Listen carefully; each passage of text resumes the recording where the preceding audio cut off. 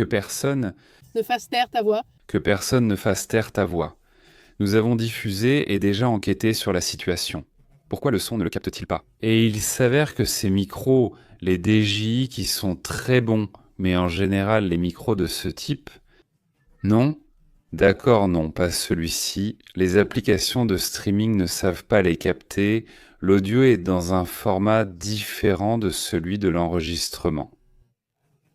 Le point, c'est qu'elles échouent. Elles échouent beaucoup. Nous enregistrons directement avec le micro du téléphone à l'intérieur de la voiture pour éviter les complications. Il y a plusieurs points importants. Pendant que j'avançais, il y avait le problème que la transmission ne fonctionnait pas. D'autres événements surprenants ont aussi eu lieu en Iran, et nous allons en parler. Mais pour commencer, laissez-moi vous montrer ici le front où nous sommes. Nous sommes ici, dans celui-ci. Ces immeubles très bizarres, ces immeubles sombres, pas super mystérieux, non, ces immeubles noirs, très beaux, mais je ne sais pas si c'est l'idéal. Avec la chaleur ici à Monterrey, ça rend vraiment bien, mais j'imagine qu'ils absorbent beaucoup la chaleur. Mais bon, leur beauté, personne ne peut leur enlever. Non, ils sont vraiment cool, ils sont sympas. Mais bon, il y a eu un séisme, ce tremblement de terre, parce que oui, il était fort, vraiment, d'une magnitude de 6,0, je pense que c'est au moins digne d'être mentionné. Surtout dans une zone à Noda, où il s'est produit très près de l'endroit où le séisme de 7,6 a eu lieu. Merci beaucoup, comment allez-vous? Merci pour votre patience de nous supporter en ce moment avec autant de publications. La transmission précédente n'avait pas de son, mais ici nous sommes à Noda, il se passe une situation très atypique. Parce que si on regarde le 7,6, d'abord il y a eu quelques semaines une alerte au tsunami où il y a eu quelques dégâts. Rappelons que c'était 7,6 avec une profondeur de 44 km. Aujourd'hui c'est un 6,0 mais avec moins de la moitié de la profondeur de la dernière fois, soit 19 km. C'est donc un séisme plus important dans ce sens. Jusqu'à présent, aucun dégât n'a été signalé. Espérons que cela continue ainsi. Mais il y a déjà plusieurs répliques proches de 4 dans la région, donc un 6 avec plusieurs répliques dans une zone où un fort séisme s'est déjà produit. Dans une zone qui est très active, disons, dans tout le circuit, qui est la ceinture de feu. Parmi les zones les plus actives figurent toujours l'Indonésie, le Japon, les Philippines, l'Alaska, la Kamtchatka et la Californie. Il y a de nombreuses zones, mais ce sont les plus actives. Ce n'est pas aussi actif que la Californie, l'Alaska, l'Indonésie ou le Japon. Oui, aussi en Équateur, au Mexique et dans certaines régions, il y a également beaucoup d'activités pendant l'année, mais pas autant que dans ces zones-là. Non, un point que tu trouves intéressant? Le séisme? Eh bien, ce séisme n'a pas déclenché d'alerte au tsunami. Je pense que c'est important, contrairement à l'autre, celui d'Aomori, où des alertes au tsunami ont bien été émises. Mais cette zone, selon les experts, a été très active. Parce que cela fait partie de la ceinture de feu. L'autre jour, on nous disait que si la ceinture de feu s'était activée, mais la ceinture de feu est toujours active. Eh bien, le Japon le ressent tous les jours et l'Alaska, certaines zones qui le ressentent constamment, comme l'Indonésie, l'Alaska, le Japon, la Russie. Et, eh bien, ils sont déjà super habitués à cette réalité. Exactement, ça fait peur, mais rien ne les empêche de continuer leur vie normale. Au final, ils savent déjà quoi faire. Ils sont très à jour à ce niveau-là, il y a constamment des exercices, des rapports, ils sont informés à l'avance. Dans ce domaine, la prévention s'est nettement améliorée à l'international, notamment à Mexico, au Guerrero et à Oaxaca, grâce aux exercices annuels. Je sais par exemple qu'au Chili, il existe une culture avancée sur la question du tsunami, par exemple, avec des règles très claires. C'est essentiel pour éviter les risques, surtout avec la situation terrible en Iran actuellement. C'est une région où surtout ce qui attire mon attention, ce sont les étudiants, car je pense que ce sont eux qui peuvent faire la différence, les étudiants, dans la capitale, mais aussi dans 6 provinces qui sont actuellement actives. Ils commencent à signaler non seulement des troubles, mais ils entrent aussi dans des bâtiments gouvernementaux et les incendient. Cela montre clairement qu'il s'agit d'un niveau de protestation bien supérieur. Oui, le niveau de protestation, affirme Pépé, est vraiment extrême. D'après ce que l'on sait, il y a eu des membres de la communauté Vanji qui ont attaqué et incendié certains bâtiments gouvernementaux. Et en fait, on parle déjà de la perte de la vie d'un jeune homme de 21 ans lors de ces manifestations publiques. Voilà. Selon les autorités, il y a déjà 13 policiers et membres de la communauté Vanji qui ont été blessés parce qu'ils lancent des pierres et que la situation est très tendue. En Iran, on observe des mouvements dans de nombreux endroits différents du pays. Ce n'est plus seulement à Téhéran, on les voit dans différents endroits. Et on voit aussi encore plus d'événements qui concernent le président de l'Iran. Inquiet, il parle de coupe budgétaire. Et aujourd'hui, on lui disait au Congrès, parce qu'ils ont un Congrès, eh bien, il faut parler de la situation, comment ils appellent ça, la capacité de vivre, que les choses suffisent. Et il disait, eh bien oui, ça m'inquiète aussi, mais il n'a pas voulu rester. Donc, c'est aussi un sujet qui n'est pas visible en ce moment. Peut-être veut-il que les gens protestent et que tout s'effondre. Le système de l'ayatollah pourrait aussi en être la cause. Qui est Pezeshkian? Pezeshkian, finalement, c'est bien lui le président. Mais qui sait? Le point, c'est que Pezeshkian ne fait pas partie du groupe des ayatollahs. Et cela aussi pourrait être, comme tu dis, un facteur pour lequel il voudrait affaiblir la position de l'ayatollah, du guide suprême. Mais indépendamment de cela, les gens veulent un changement. Ils veulent un changement. Ils en sont même arrivés au point de le dire publiquement. Ils veulent la chute, le renversement. Ce personnage est un personnage affaibli. À un moment où la Russie ne peut pas se permettre d'aller aider l'Iran dans ce sens, comme elle le faisait autrefois avec le Kazakhstan. Vous vous souvenez d'une des manifestations où la Russie a envoyé des soldats pour essayer de contrôler les protestations? Eh bien cette fois-ci, comme cela s'est passé avec la Syrie, il semble difficile que la Russie veuille intervenir de manière ouverte et massive. Donc ils sont un peu seuls, l'Iran. N'importe quoi peut arriver en ce moment. En plus, la pression extérieure de la part d'Israël, des États-Unis, parce qu'il y a eu une réunion à Washington entre Netanyahou et Donald Trump, où il a été averti que les ayatollahs cherchent à obtenir des armes nucléaires. Pourraient bien les avoir maintenant à disposition quand ils le souhaitent, donc au final, ce sujet n'est pas clos. Évidemment, la question des manifestations va probablement continuer. C'est une fin d'année que je pense être l'année la plus compliquée pour l'ayatollah, puisqu'ils ont eu une guerre, ils ont subi des attaques internes, ils sont isolés. Commercialement parlant, c'est-à-dire économiquement parlant, ils n'ont pratiquement aucune relation avec de nombreux pays. Voulant montrer leur force en prenant et en saisissant quelques petits bateaux ou de gros navires, ils ont aussi voulu montrer leur force avec cette tentative qui commence par l'attaque du 7 octobre menée par Hamas. C'est-à-dire qu'au final, cette même semaine, un accord allait être signé entre l'Arabie saoudite et Israël. Un accord qui allait être historique et qui allait repositionner le pouvoir du Moyen-Orient davantage vers l'Arabie saoudite, le pays, les pétroliers et Israël, et l'Iran serait mis de côté. Face à cela, justement, une semaine avant, l'attaque du 7 octobre a eu lieu en Israël. Et cela a déclenché une guerre qui a pratiquement détruit Gaza, ainsi qu'une grande partie du Hamas et presque tout le Hezbollah. Des attaques, voire une guerre avec l'Iran, ont été provoquées par le 7 octobre.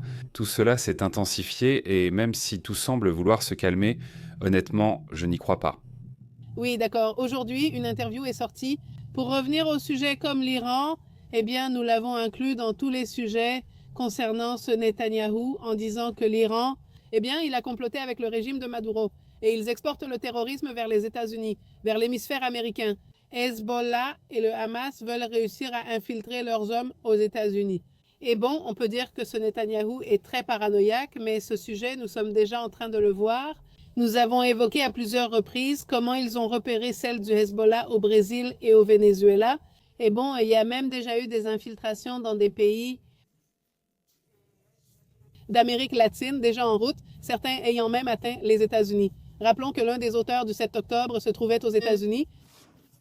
Ils étaient aux États-Unis, ils étaient au milieu de toute cette agitation qu'ils provoquent avec les manifestations. Il faut rappeler que nous vivons une crise non seulement économique mais aussi climatique, dans laquelle il y a une sécheresse qui, selon eux, est sans précédent. Les Iraniens ont-ils vécu quelque chose qui n'est pas le sujet, la crise de l'eau? C'est qu'on n'a rien fait. Et on a prévenu pendant des décennies que cela allait arriver, qu'une sécheresse finirait tôt ou tard par venir. Dans une grande partie de la population. C'est dans une grande partie de la Syrie, dans une très grande partie. Pas partout. Mais on ne fait pas assez pour inverser la situation. Par exemple, Israël et d'autres pays du Moyen-Orient. Je ne sais pas si ça va arriver. Qui ont été faits, par exemple, pour dessaler l'eau, construire plus de barrages, tout ce travail d'infrastructure. Au lieu d'investir dans la fabrication d'armes atomiques, d'investir trop dans le domaine militaire. Ils auraient dû améliorer l'infrastructure, ils n'auraient pas ces problèmes d'eau et seraient moins touchés économiquement. Et maintenant, on parle même de déplacer la capitale, c'est-à-dire que ce qu'a proposé l'Iran, c'est de retirer la capitale, donc que Téhéran ne soit plus la capitale, et de déplacer la population vers une autre zone où il y a de l'eau. Imaginez ce dont nous parlons. Voilà la situation. Écoutez, si vous êtes en direct, merci beaucoup de nous accompagner. Nous avons fait plusieurs essais avec les audios à l'instant, parce que, eh bien, vous avez vu comment ça s'est passé, mais maintenant nous sommes en direct, nous sommes déjà en train de discuter. En 2026, nous essaierons de faire plus de transmissions à l'extérieur, surtout le matin et le soir, puis de commenter la transmission plus longue, comme tous les jours. Mais nous aimerions quand même en montrer un peu plus ici, dans différents endroits où nous serons, pendant que nous discutons et parlons de ce qui se passe dans le monde. Les actualités internationales. Je ne sais pas s'il y a un commentaire, sinon... Eh bien, nous allons déjà nous dire au revoir. Place.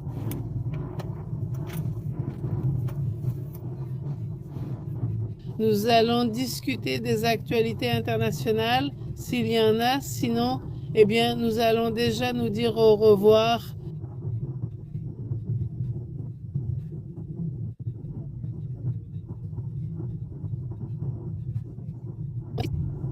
Un grand salut à tous. Salutations à Moreau, merci pour le passage, très bonne journée. Salutations à Tibal aussi. Salut Tibal, ça va? Tu vois, nous sommes en train de voir quelque chose d'atypique, c'est de ne pas avoir de circulation. Comme c'est le 31. Eh bien, les gens ne sortent pas ou ne sortent que le soir, donc pour l'instant, on peut en profiter. À quoi ressemblerait Monterrey sans circulation? Ce serait tellement beau. Mais bon, Je vois qu'ils sont déjà arrêtés là-bas, donc il risque d'y avoir des embouteillages. Oui, mais on dirait qu'il y a des embouteillages, un accident, non? Je ne sais pas, regarde, mais bon, tout est à l'arrêt là-bas, alors on va voir ce qui se passe. Sinon, je fais demi-tour et je prends un autre itinéraire si je vois qu'il y a des embouteillages. Mais il me semble que ce n'est qu'un petit bout. Non, si, c'est bon. Oui. Oui, il y a du trafic, mais tu sais ce qu'il y a là-bas? Plus loin, je fais le tour de l'autre côté pour qu'on puisse se dégager un peu. Oui, ils vont vers la route nationale. Ah, parce qu'il fait beau aujourd'hui? Il fait beau, ils vont sortir au ranch. Non. Non, regarde. Toujours en flic. Non, pas toujours en flic. C'est-à-dire... C'est comme tant d'autres, une ambulance.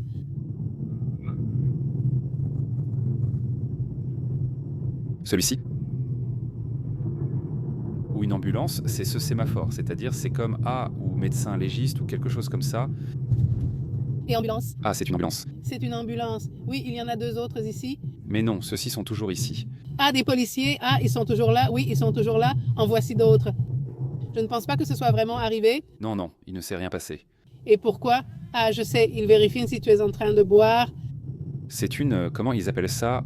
Une anti-alcoolique. Une anti-alcoolique parce que regardez, voilà. Mais c'est bizarre, parce que de ce côté, il devrait y avoir, je l'ai senti, je ne m'en suis pas rendu compte, non, il ne devrait pas y en avoir de ce côté. Ils ont dit, les petits ivrognes sont toujours du mauvais côté. Dit Martial, il dit, tu es la meilleure? En 2028, des ovnis apparaîtront pacifiquement. Je remarque cela et dit Éric Marino, il dit, ce serait bien qu'ils utilisent cette tablette de tableau pour la transmission, c'est-à-dire pour que ce soit visible. Vous imaginez, ils seraient ici en train de montrer les cartes des endroits. Ce serait bien, père, mais je crois qu'on ne peut pas pirater ça. Enfin, on peut, mais après, ça te pose des problèmes avec la garantie, je ne sais pas qui c'est. Arrête d'enquêter, ça. Oui, c'est possible parce que le problème quand tu conduis, c'est que quand la voiture est allumée, elle ne te permet pas de faire certaines choses.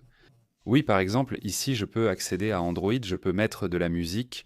Si je ne suis pas en train de diffuser, je peux mettre la carte, par exemple, enfin, la carte est toujours là. Tu ne peux pas écrire, tout doit se faire oralement. Je ne peux pas écrire maintenant. Puis-je le centrer? Je peux voir où il y a des embouteillages, enfin, ce genre de choses, tu sais, comme on fait sur ces cartes. Tu regardes là, alors comment? Dans quelle zone il va y avoir plus de circulation, tu regardes d'autres itinéraires alternatifs. C'est bien, mon père, que tu cliques là et ça te dit: bon, cet itinéraire ou cet autre itinéraire est en jaune en ce moment, donc il n'y a pas beaucoup de circulation. Ce n'est pas complètement libre, mais c'est tranquille. Parfois c'est rouge, et là oui, On s'est déjà habitué à le voir. parfois c'est rouge, presque noir, donc tout est bloqué. Oui, il dit bonjour à Maggie, qu'il y a eu un tremblement de terre à Lima, mais c'était petit, mais nous avons eu plusieurs secousses ces derniers temps. Oui, oui, Maggie. Les chamans de ta région ont déjà affirmé qu'il n'y aurait plus rien, juste un léger séisme au Pérou, rien de grave. J'espère qu'ils disent vrai. Salutations à Martial, il dit. Un séisme a aussi eu lieu au Pérou à 3h33. Quelle serait la magnitude, si tu as l'information? Voyons s'il l'a, parce que là, tout de suite, Comme je suis en train de conduire des camions, je vais voir. Ah, mon portable est là, je l'ai oublié. Salutations à Rubia Sanchez. comment vas-tu, Rubia? Salutations, quoi de neuf? C'est pour la sécurité? Pépé, oui, oui, c'est pour la sécurité parce que beaucoup de gens, comment dire, le piratent et mettent YouTube ou Netflix à la place. Oui, mais c'est plutôt pour les enfants, non? Pas pour, oui. Non, pas pour ça, mais oui, ça peut être une distraction. Oui, bien sûr, je pense que pour la sécurité, il vaut mieux ne pas avoir cette option. Parce que tu ne sais jamais, non? Tu te distrais, tu te dis: oh, regarde ça, et tu tournes la tête. Et oui, c'est dangereux. Donc oui, il vaut mieux ne pas l'avoir, je préfère que l'écran soit à l'arrière, non, c'est-à-dire qu'il y ait un écran à l'arrière. Si tu veux mettre quelque chose pour un long voyage, un petit truc, un film, peu importe. Mais par exemple, quand tu l'éteins, ça te permet de faire plus de choses, n'est-ce pas? Aller sur YouTube ou regarder des vidéos, mais par exemple, je crois qu'il n'a pas l'option Netflix. Quand tu l'éteins, ce serait bien, surtout quand tu dois attendre en étant garé.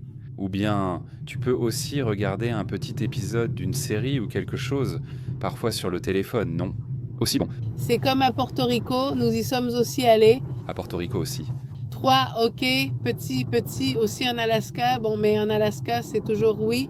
C'est qu'en Alaska, c'est du dialogue. Le Japon en a déjà eu plusieurs. Plusieurs. Oui, oui, je ne me souviens plus maintenant qu'on est sorti. Je crois que la Chine a déjà eu 3 répliques. Plus que le sans Chine. Je veux dire, le Chili 4,1, la Californie Santin, c'est 4,9. C'est impressionnant. Assez fort, à quelle profondeur? Voyons. Je ne sais pas si ça indique la profondeur parce que je dois entrer. Voyons ce que ça dit. Je crois que ça dit 63 km, c'est très profond. C'est très profond aussi. Voyons voir qui est là. Alaska, Australie. Je ne vois pas le Pérou. C'est étrange, tout à l'heure, c'était si petit qu'il ne l'a même pas enregistré. Est-ce qu'il est encore enregistré ou pas? Oui aussi. Oui, ça a pris quelques minutes. On se dit au revoir ce soir et on se retrouve pour vous souhaiter la bonne année. Léonard, comment vas-tu? Salutations à Bartessa et salutations à Nubia, quoi de neuf? Nubia, eh bien, Nubia part, ma fille blonde. allons chercher un gâteau. Parce que j'ai tout gâché. Non, non. Le tiramisu n'a pas pris tiramisu. C'est un problème minuscule qui aurait été réglé si je ne l'avais pas fait à l'heure où j'ai eu l'idée de le faire. Mais c'est minuscule, mais bon. On se voit les gars. On se revoit tout à l'heure. On va rester attentif à ce qui se passe dans le monde et à tout ce qui arrive. Merci de nous écrire si une situation vous intéresse et que vous souhaitez un commentaire plus tard. On continue à diffuser, prenez soin de vous. Au revoir Leonardo. Au revoir, à bientôt. Portez-vous bien, bonne année. Bonne année.